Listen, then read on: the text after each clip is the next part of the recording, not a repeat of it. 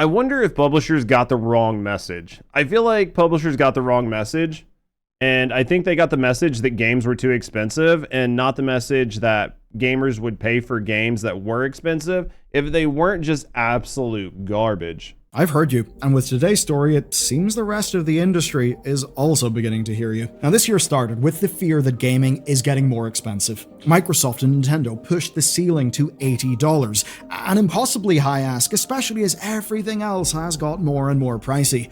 But elsewhere in the industry, something quieter is happening. Well, I'm just confused, right? Like, Bellular is saying that everything's gotten more expensive. So you pay more for your milk, you pay more for your OnlyFans subscriptions, right? You pay more for your soda, you're paying more for everything, but you're not supposed to pay more for games. It's just sort of like this weird takeaway that people have. And again, I'm not for games getting super expensive, but the price of games need to go up. The problem isn't the cost of games, which is what everybody's harping on. The price is the value proposition that you're getting, right? If you don't feel like you're getting enough value for your money, then the games aren't worth it. And I think that's actually what's happening. It's this.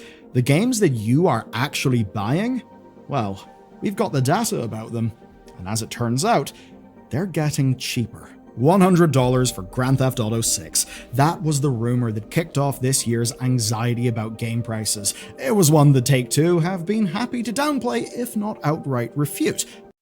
Technology is supposed to make things cheaper and more efficient. It is, as long as the value of your money isn't deteriorating. The problem is inflation is outpacing the sort of benefits that we're getting from technology, or at least that's what we're being told.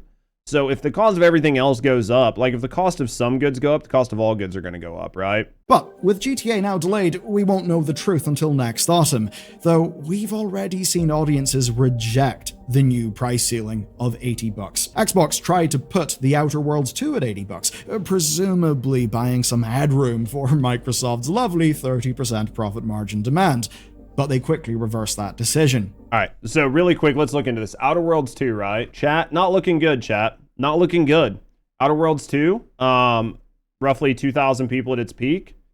The game peaked out on Steam at 18,000 players on Steam. Damn, guys, I don't know. Do you think that the price killed this game, or do you think that the game being bad killed this game, right? Let's do a little bit more investigation on this, right? Mostly positive on Steam. So that's a positive, right? Now let's look at Outer Worlds 2. Chat, we found it. We found it. Here's the problem. Chat, we have found the problem. It got a 6.9 on the user scores, and it got an 80 based on critics. And that is where the problem lies. The critics said the game was good. All of the paid shills all said the game is good, but users did not rate the game favorably. So if your users didn't rate the game favorably and it didn't do well, then it didn't have a chance to go viral. And that is why this game failed. This game failed because seemingly it wasn't a good game. So I don't think the price tag killed this. Now, if you're selling a bad game or you're selling slop, then selling slop for cheaper might get more people to buy your slop. But at the end of the day, this game looks like it failed on its own merit. And I think that is sort of the takeaway here, right? The inference from that? They didn't see enough pre-orders. People essentially voted with their wallet. Just that, unlike real votes, the great thing about voting with your wallet is you don't need to do anything to cast your vote. It turns out audiences just wouldn't pay that price for The Outer Worlds 2. But you know what they would pay? The regular price. Because, selling at a normal price, the game did have a top 10 launch. Though, the right product at $80 will sell. Mario Kart World kind of proved that. Even bundled. It had a top 10 launch. I mean, the numbers that we just looked at didn't look like it had that good of a launch, right? Do you know what they would pay? The regular price. Because, selling at a normal price, the game... Physical, full digital, Nintendo, PlayStation, Xbox. Ranked in dollars per sales. Is this true? Is this true, chat? How did Outer World grok? Did this actually happen? Or is this a situation where people are attributing that to be the outcome, right? Like, so in post, people have looked at it and they're like, actually, this is what it was, right? So there's no publicly available proof or data indicating that lowering the price of The Outer Worlds 2 increased its sales. In fact, the game's post-launch performance as of December 2025 has been widely described as underwhelming, with no evidence linking that the price decision uplifted the sales, right? No causal link established. In July, the price drop occurred months before the launch, so there is no before or after sales data to compare it. Analysts and forums attribute low sales to factors like Xbox Game Pass availability, mixed reviews, competition from other titles, and the original game's modest legacy, not pricing. So guys, this is what I think. I think there are a lot of industry insiders that are attributing price to games not doing well, but at the end of the day, I think the reason a lot of these games aren't doing well isn't necessarily because of the price, it's because they're bad games. I think arguing that the demand for a $100 game is finite and the demand for $60 games is infinite is being sort of like dishonest to a degree, or at least somewhat intellectually dishonest, because all you might broaden the market on who will buy it, but you're only going to broaden the market in so much as people were already interested in games. There's not a lot of people walking around like, I've never played a video game in my life, but because Arc Raiders is $40, now I'm going to suddenly become a gamer. So in 1991, the normal price for a AAA title was $55. And in 2020, now I'll show the same chart, inflation adjusted for gaming prices. So in 1991, this is saying that a game cost the equivalent of $129. And today, a game costs $70, right? So this right here shows that while the price of a game is $70, if you were to adjust for inflation, the price for a video game in 1991 was almost double what the current price point is. So I don't think that the price of games is causing people as much of a problem as they think it is. I think it is a nice talking point, but I think that if you just spend 5 minutes like looking into it, this isn't the problem. The quality of games has decreased, and that is the crux of the problem. Games no longer deliver a quality experience. Games deliver whatever experience that game companies think they can get away with giving you, while making as much money as they can, and then shoving in as much social messaging as humanly possible. That is modern AAA gaming. Game did have a top 10 launch, though the right product at $80 will sell. Mario Kart World kind of proved that. Even bundled with Switch 2 for many buyers, you don't get a 92% attach rate across 9.57 million copies without maxing lots profits. of people shelling out the full amount. But that's only one side of this story, because the reality we need to dive. Plus, like, Bellular just disproved his proof point right there. Oh, you could sell Mario Kart for $80 and people bought it. Into today is about how off-console prices have been plummeting. But there's a not so funny thing hanging over all of this, and it's the simple fact that video game spending is actually falling, but subscriptions are rising. We've seen that in analyst reports, and too often, well, we're paying for subs we don't use. That's why Rocket Money is today's video sponsor, and that's rocketmoney.com/Bellular News. If you've bought a game on Steam in the last 18 months, you probably paid $20 or less. In fact, you've probably been paying less since 2023 than you did from 2020. Now, what are these numbers? Well, these numbers are from the research of Simon Carlos, who runs the excellent Game Discover Co. newsletter. He tracked average and median prices for the top 50 new monthly games on Steam during that period of time, ranked by copy sold, and you're looking at the graphs now. We see a median price as low as $10, as high as $20, with averages between $16 and $29. Shocker, Steam users are thrifty people who like deals. We probably didn't need this much analysis to work that out, but that's not where I'm ending. This is another one of those situations where I think that there's like a little bit of an intellectual dishonesty going on in this conversation. Publishing a game on Steam costs less money. And a lot of these companies aren't trying to recuperate marketing spends, right? Like a lot of these companies are small indie devs. They're not spending a lot on marketing. They're not spending a lot on studio bloat. They're not spending a lot on middle management. They're not spending a lot on getting their game published, on working with somebody like PlayStation or Nintendo to go through all of those like hoops. So you can make games cheaper and still get a level of profit that is acceptable, right? Here's where things get truly interesting. From February 2023 to October 2025, the average amount of money spent on a best-selling game went down by 2%. The median, though, it went down by 20%. That means that more games are selling at a lower price.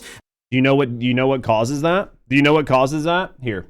All right, chat. So we ended up having to ask ChatGPT because Grok got limited because we've asked too many questions, right? So here's the most accurate picture from 2025. So we're just going to skim through this, right? Data from SteamDB shows record high numbers of games launching on Steam in 2025. 19,000 plus games released on Steam, about 19,112, right? How many released on console? So it doesn't really show like the most recent year. The best they could do is go back to 2023. So for 2025, they don't have data reported, but they're saying that typically you see between 2,000 to 5,000 games, right? So there are 4 times as many games launching on Steam than there are on consoles. And I think that I am right, which is that competition's driving prices down. With 19,000 titles releasing on Steam, supply is definitely exceeding the demand. So when that happens in a market, you drive costs down. And this is likely what's happening. And not that people are just only buying cheaper games because they're cheaper. And whenever Carlos took a look at the revenue earned, the trend actually held. Now, in theory, that should favor more expensive games. They generate more revenue per sale. But even there, the median dropped from $23.75 to $20.35. That's about 14% of a drop. And do bear in mind that as this has been happening, the currency has been inflating. So even as players feel like they are being pressured towards $80 games, what they're actually buying is getting cheaper and cheaper. That we are seeing smaller teams with cheaper games beginning to dominate the sales space. That says a lot for the value of Steam, and in a world where people would have to compare the price of a full console plus a subscription for multiplayer and more expensive games, and weigh that up to a Steam machine with generally far cheaper games, well, I think it also makes the Steam machine look stronger as well. Overall, though, it's somewhat... That's only if we get the value of a Steam machine. We have no idea what the selling price is of a Steam machine, and if you exclude the selling price of a Steam machine, most games are using UE5, and they're so piss poorly optimized that you need a 50 series graphics card to even be able to play it, just due to frame gen, right? Validating an argument you see all the time, right? The argument people make every time someone suggests an $80 price point, which is that you make your profit in aggregate. So make your games cheaper and then more people will buy them. Buying 4 $20 indie games is to many people better than one $80 AAA game. Surely that's what's going on. Surely that's what everyone is doing. Well, ish. Let's look more into the data. Carlos gave us the perfect example. It's the September releases on Steam, where Silksong sold like gangbusters at $20, with 4.6 million copies shifted on Steam alone. That's nearly double the sales of a full-price title, like Borderlands 4. The immediate takeaway is a lower barrier to entry at the price of a couple of coffees, meaning you give yourself the widest possible audience, and a big game. And in theory, that also means that more people can buy more games. But it's actually not quite that simple. You see, regardless of price, the majority of game players don't actually buy that many games. Circana's... Well, that's true. The majority of game players don't actually buy that many games. And, God, I wish I had Grok working, but we'll make this work. Because you have to... There are levels of nuance that are being left off of conversations, right? When you discuss the success of Hollow Knight 2, Silksong, you have to context that. You have to use the context of how well did Hollow Knight itself do. And Hollow Knight, from February 2017 to now, has sold more than 15 million copies worldwide. And what they're saying here is it is one of the most commercially successful indie games that has ever been produced. And there is like a group of hardcore gamers that have been waiting for the second game for years. So because the first game did well, the second game will do better. This is a proven track record. If thing 1 does well, then thing 2 will do better. If thing 1 did bad, then thing 2 will not do as good as it could because it's handicapped by the lack of success of thing 1. Just to put perspective out there, guys, I feel like these nuances have to be added to conversations. Future of Games report surveyed 2,500 US players on self-reported purchase patterns. About a third of the market says they buy just one game or fewer a year. For sure. Just under 2/3, 63%, buy fewer than 2 games a year. Now, obviously, that's Circana doing a survey of 2,500 people in the US. It's good enough work. It's small. hypothesis generating work, but obviously, it is just a survey. Though I would say that when you think about games overall, a lot of it is plausible. You see, a lot of people are only interested in buying this year's sport game or this year's Call of Duty. Absolutely. Or maybe not this year's Call of Duty. Maybe they bought Battlefield instead. But the majority of any product-based industry is often people who are gently engaged in it. Not people, perhaps, like you and me, but it's actually the top of the chart that complicates things here, because those people probably aren't the ones buying indie games for $20 en masse. Well, I think that like part of this conversation here is you need to look at the context here. So they're saying there are people that buy games less often than once a year, which means, this is excluding free-to-play games, so keep that in mind, but so people that'll buy games less often than once a year. So they might buy one title a year. They may, or they may not. So if they're not going to buy a $70 game, more than likely they weren't going to buy a $60 game, right? Or if you take a $70 game and make it $80, they still weren't going to buy a game. When you're talking about shifting your margins by percents and not doubling them, you're not changing this very much. Now, you could say that somebody who spends $80 a year and buys one game, they might buy two $40 games. And that's highly possible. If they find that two $40 games are delivering the value that they perceived out of an $80 game. And that is where we go back to what we were talking about before.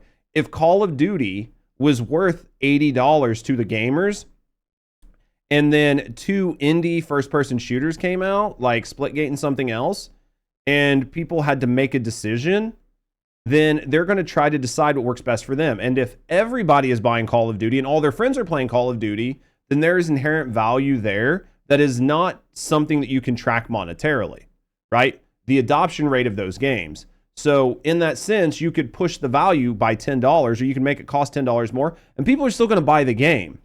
So this is one of those things where making marginal tweaks to pricing isn't going to be the deal breaker. There are so many other things that go into this. And I think it's a good idea to have a conversation around the cost of games, but I don't think that we need to get lost in the weeds on this conversation. And we need to focus around making games have the value of whatever they're being sold as. That is the conversation. No, that's the other 37% of people, but even that 37% is quite stratified. 22% say they buy a game every 3 months. That's 4 games a year, and that adds up with Valve's own data. Yes, Valve's own data suggests that users played only 4 games on Steam on average in 2023. That doesn't mean they only bought 4. A further 10%? That doesn't mean that doesn't mean that they bought 4 games. They played 4 games is completely different than buying games. How many of you guys know people that have bought games? They bought games on sale. They bought games whenever things happen, and then they just don't play them. And you're like, I have a backlog that is so long that I don't buy new games anymore, right? Like we all have that, right? Like, dude, I have tons of games in backlog that I've never even picked up that I bought on sale just because it seemed like a good deal, right? Huge backlog? Yeah, we've all got that, right? Same can be said about console sales. What your friends play matters in a big way. Absolutely. 100%. Like if all your friends are playing Battlefield, you're buying Battlefield, right? Even if it costs $20 more. That's the important part. Price tag doesn't matter if we're happy with what we're getting. For sure. Absolutely. Buy a new game monthly, which is of course great for an industry releasing thousands of games a year. But we need to put this in perspective. If you bought Silk Song and any other game in September, 2 games in 1 month, then you are only 4% of the games market. For sure. Absolutely. Wild. And even if we're allowed to some swing and fuzziness because a survey is only as good as the survey, the point I think still does stand. And of course, it's a point that we do see in a lot of other things as well. Take whaling, right? Whaling in free-to-play games where the majority of the revenue does come from a very small strata of that game's player base. And when we see data like that, I think we begin to understand why all of those publishers and indie devs moved their releases away from Silksong, or of course, away from GTA 6. And in the case of the indies, it would especially be because most of those indies are at the same price point or cheaper than Silksong. So if you're releasing against Silksong, a game with massive cut-through to enthusiast audiences, if you're releasing against that, then, well, you're betting on the 4% of the market turning up. It's so interesting because, like, he's making some of his own counterpoints here, right? It's like Bellular's making some of his own counterpoints. If you're releasing an indie title and it's going to be hyper competitive, you don't want to release it when everybody else is releasing it because people aren't going to buy your title. And it's not really because of the price point. You could make an argument that it was, but people aren't going to buy 3 or 4 or 5 games during that time period. So then the idea is to move it out to a different month so people will pick it up. But the reason people aren't going to buy your game when it releases next to Silksong isn't because Silksong was $20 and your game was $20. People aren't going to buy your game because they're playing Silksong. And if you release your game a month later at $20, you still, like, you didn't have to modify your price. You just moved it outside of the competition window, right? Now, there's a thing in business and marketing you can do, which is you can try to undercut Silksong. And you can say, well, Silksong released at $20. I want to capture Silksong's audience, so I'm going to release at $10. And that is a risk you can always take.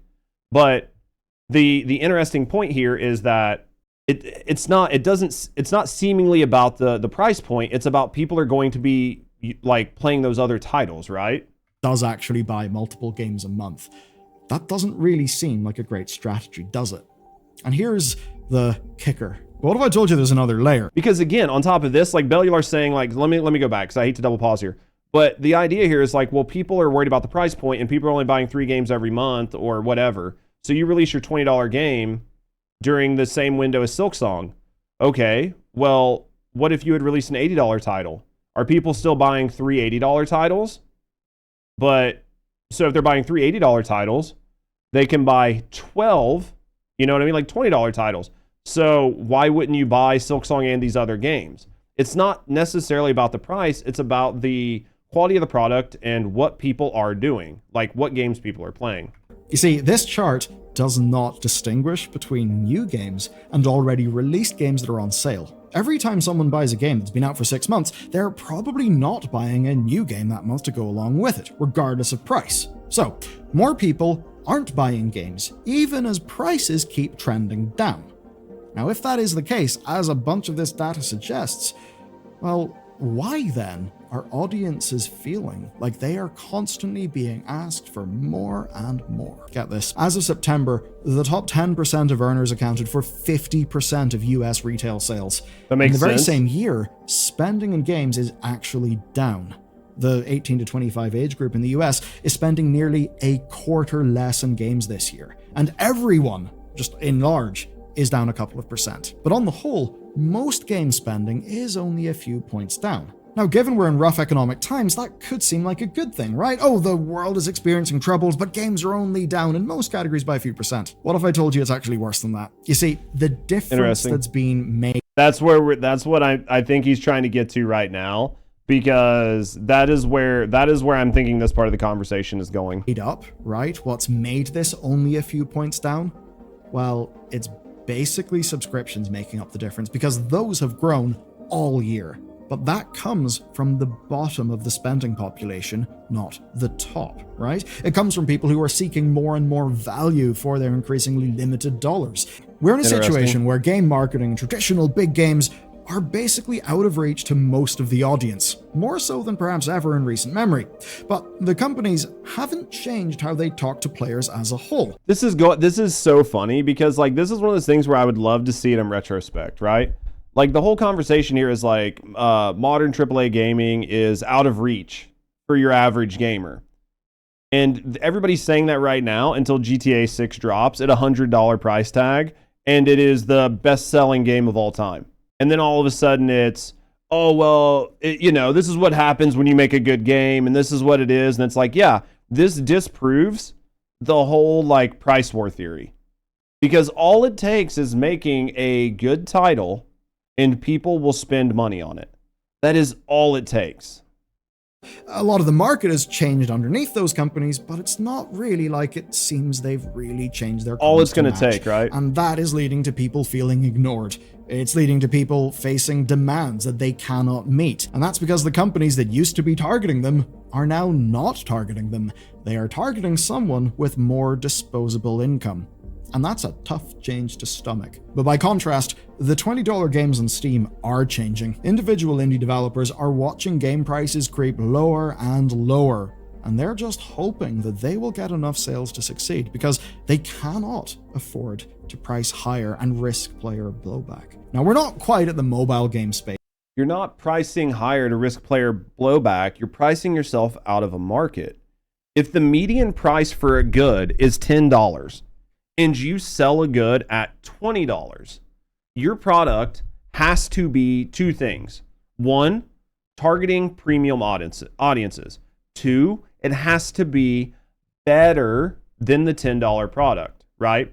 So if people are like, I can buy your product for $10, I can buy this product for $10, I can buy your product for $20, and both of them give me the exact same thing, or one only gives me like a marginally better performance, then I'm not going to pay double for what I perceive to not be double the value, right? Think about this with anything else. If I could sell you a can of soda, right? I sell you a can of soda, 12-ounce can of soda, and I'm like, this is $1. It's not $1. They're way more than that, right?